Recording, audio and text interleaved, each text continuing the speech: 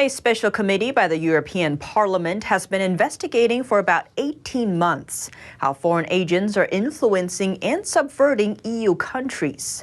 The director of the French military think tank now says why there's hope for the EU to better understand the threat of Chinese influence operations.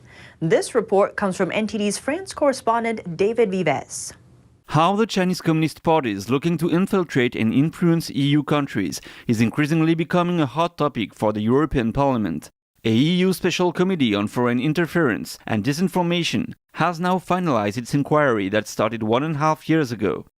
The committee has conducted 50 hearings with around 130 experts. It has been investigating the different ways in which foreign agents infringe and subvert democratic processes.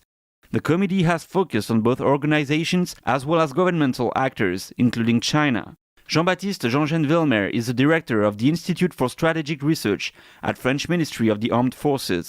He mentioned some of the committee's conclusions. Here are some measures proposed by the committee. Provide financing alternatives to Chinese foreign direct investment, used as a geopolitical tool.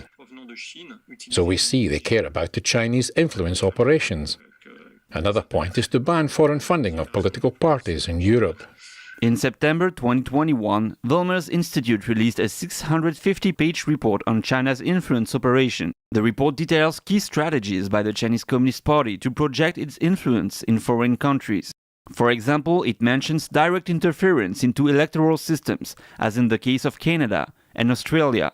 Another example documented in the report is how the CCP partners with or sometimes recruits former politicians and invite members of parliament to travel to China. This allows the CCP to get information or intelligence on foreign countries and also open doors for Chinese companies to enter foreign markets. And also, one recommendation by the committee is to make it harder for the CCP to recruit high-level politicians soon after they have retired. In Taiwan, there is a problem with former generals. When these generals retire, they are offered by the Chinese to work for them. They are being paid to provide information on their colleagues in the military who are still on active duty in the country. The president of the special committee is no other than Raphael Glucksmann, who is a voice against rigorous persecution in China. Jean Vilmer says there is hope that the committee's warning on China's influence will have an impact in future policies. If that is the case, it means the EU Parliament is increasingly becoming an important voice against China's influence. David Vives, NTD News, Paris.